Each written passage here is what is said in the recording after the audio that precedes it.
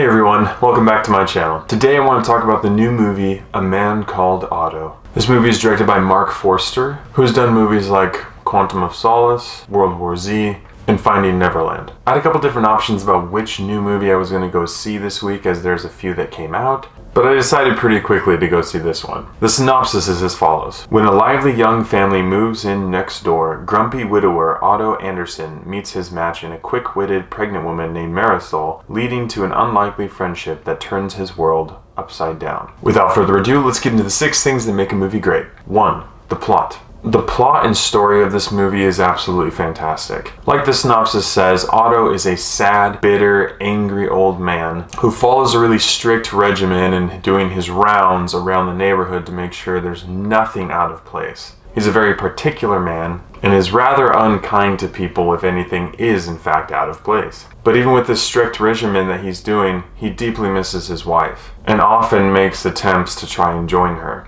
Otto feels like living in a world that his wife is not in is not worth living in. But when his new neighbors and Marisol come into his life, his heart starts taking a different posture towards the world as he is challenged in his ways and challenged by his past emotions that he clearly hasn't dealt with yet. And what ends up happening is an incredible blossoming story of A Man Called Otto. The journey that this movie took us on from beginning to end is absolutely heart-wrenching, but it's also funny and deeply emotional. I really enjoy the story that this movie told, and I think they did an excellent job with it. So for me, plot gets a thumbs up. 2 is family friendliness. A Man Called Otto is rated PG-13, and because I want to objectively pander to all audiences and not just one audience or the other, I have to mention that there is a trans character in this movie. That being said, I think they did a great job with his character. They're not trying to push anything on anyone. It's just a young man who finds himself in a really tough position, and Otto is able to help him through what he's going through. That element does not change family friendliness whatsoever. What does is the fact that for a large portion of the movie, Otto is trying to kill himself. He does this in quite a few different ways, to the point where I don't feel like that content is appropriate for a younger audience. The underlying tones in this movie are fantastic. The story that this movie tells and the emotional journey that we go on is completely appropriate,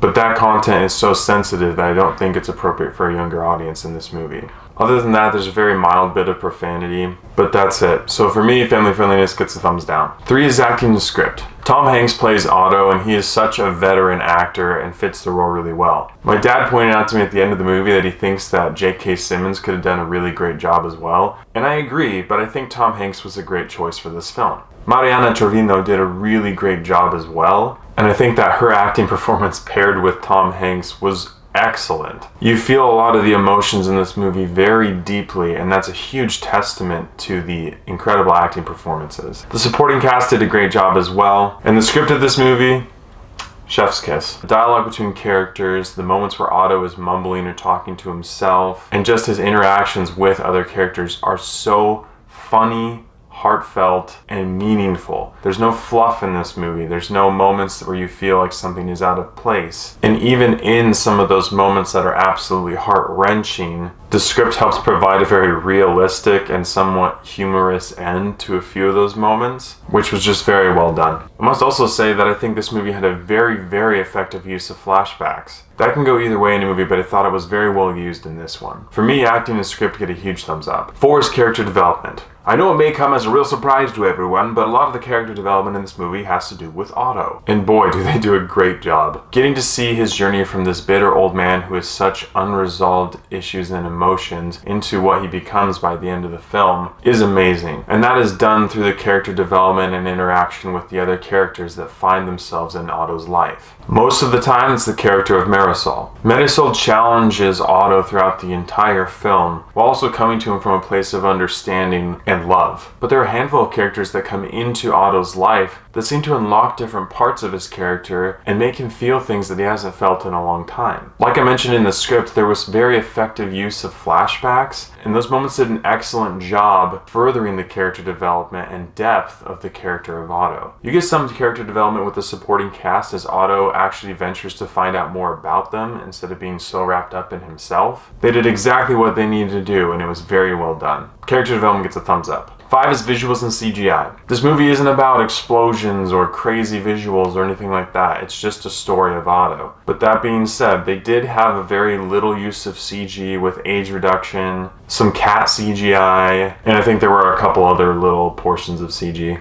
What drives this film is the heart, and the very minimal use of CGI don't distract you or take you out of it. You know why you're there, and it does exactly what it needs to do. So visuals and CGI get a thumbs up. And 6 is rewatchability. A Man Called Otto is 2 hours and 6 minutes long, and because of how emotionally involved I found myself in this film, it did not feel long. It did a really great job from beginning to end, tying the story in full circle and making you come away from the film satisfied and happy with the journey that you went on. I really enjoyed this movie, and I really enjoyed the story that it told, and I can say without a doubt I would definitely find myself watching this movie again. So for me, rewatchability gets a thumbs up. With all these areas considered, I have to give A Man Called Otto a 9.5 out of 10. This movie had excellent acting performances, incredible character development, a thoughtful script, and did a very great job taking you on the emotional journey that is the story of Otto. The movie was incredibly well balanced when it came to humor and drama, and it was extremely heartfelt. Was this movie absolutely perfect?